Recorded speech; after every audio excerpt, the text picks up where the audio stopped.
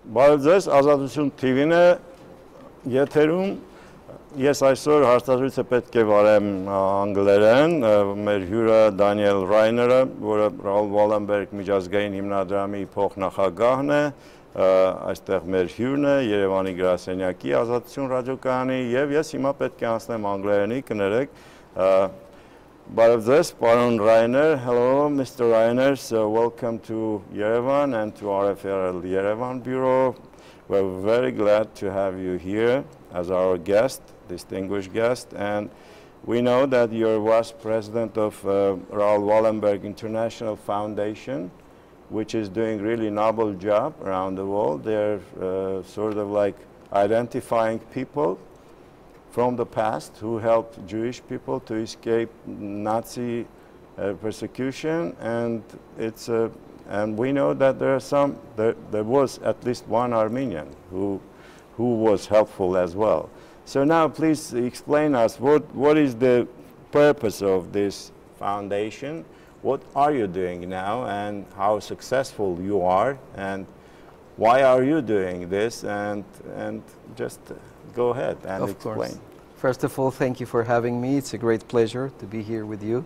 This is my first time in Yerevan. Certainly, I hope not my last one. It's very You liked it? I like it very much. From the very little I've seen, yes. It gives me a lot of pleasure to be here, and I would like to come more often. I will say a few words about the International Raoul Wallenberg Foundation. Basically, it is an NGO, a non-governmental organization based in New York.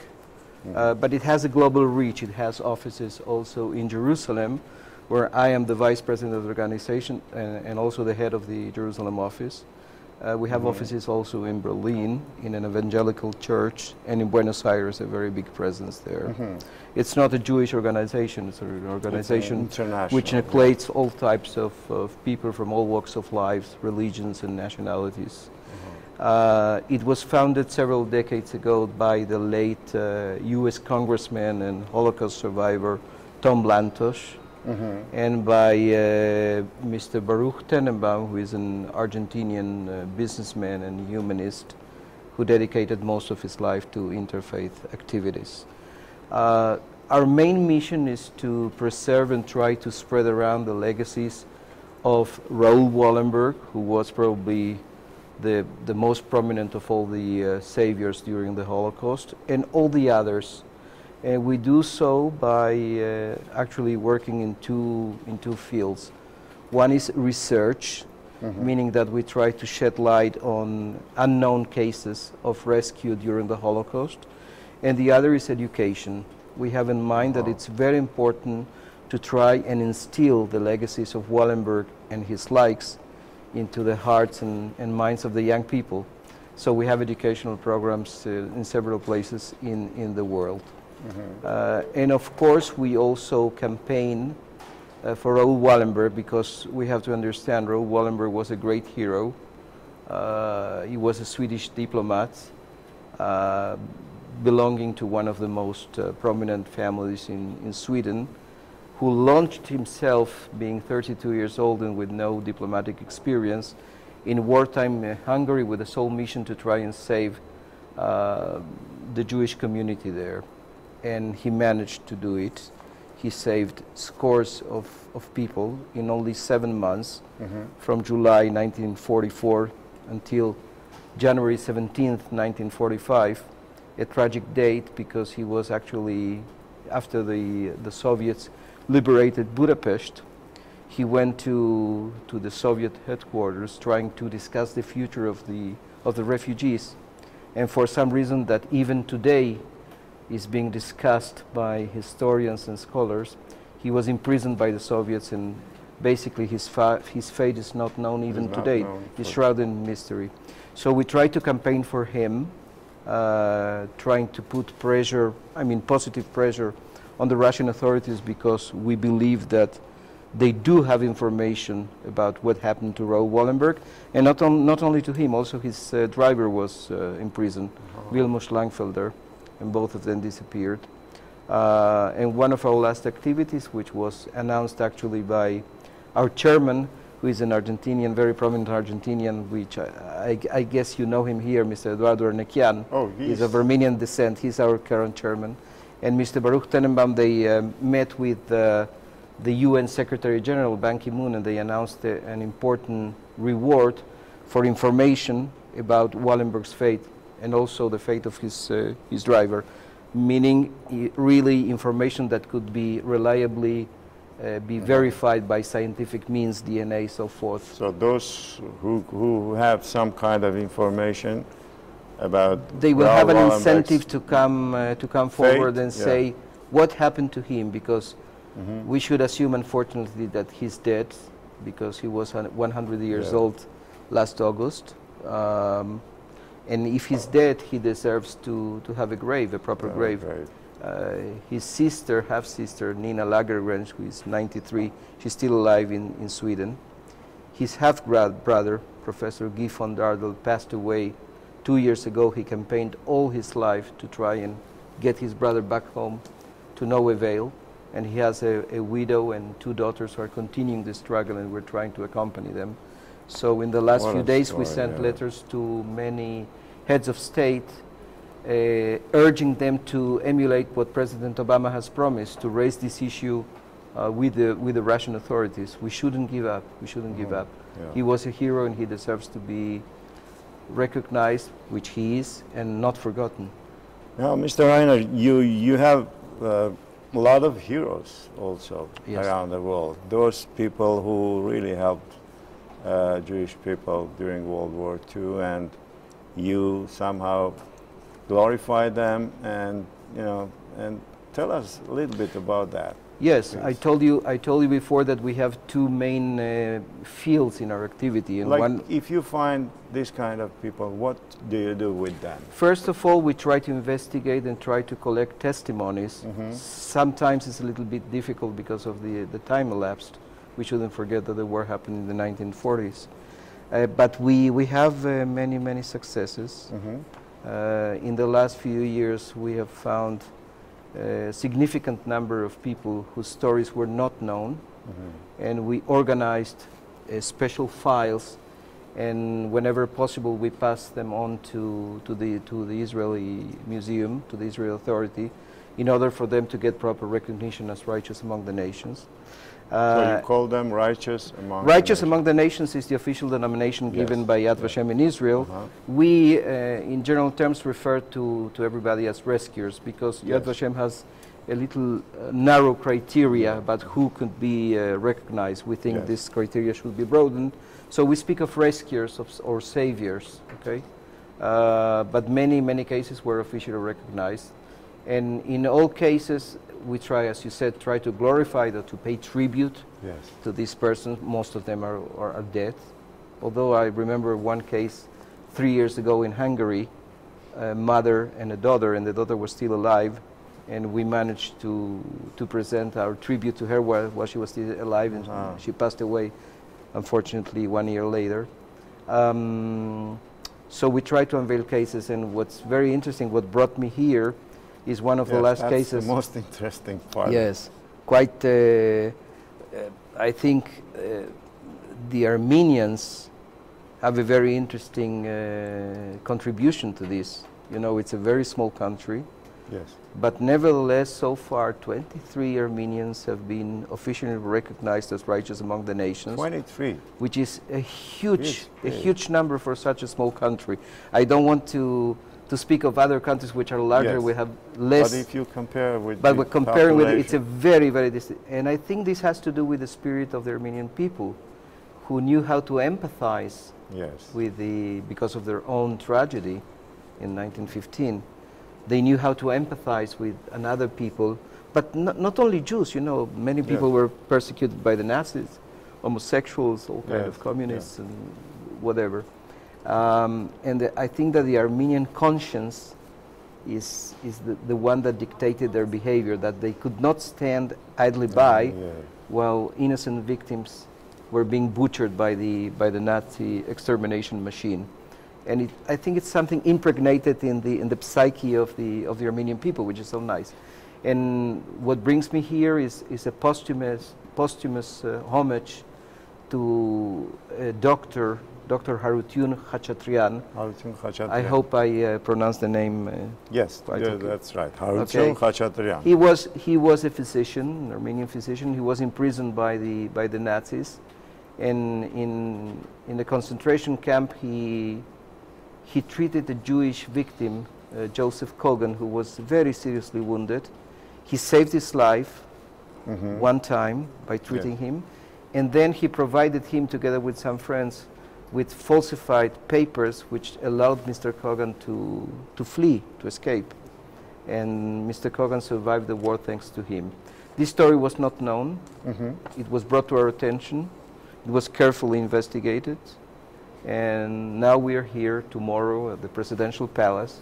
Yes. We're going to bestow a posthumous medal to Dr. Harutyun Khachatrian, to his family.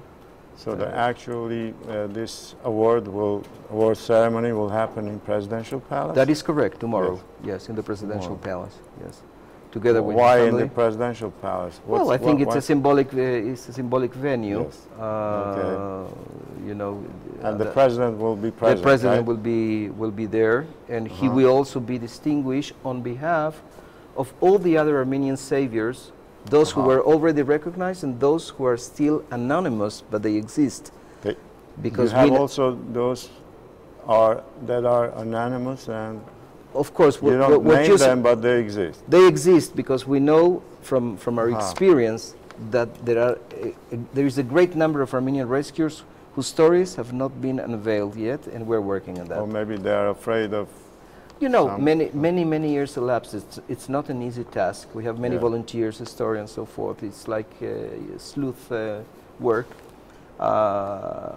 painstaking, but we think we can do it. So the president will also receive a distinction on behalf of all the others who can, not necessarily we name them by name, but you know, the Armenian spirit. So very nice, very nice.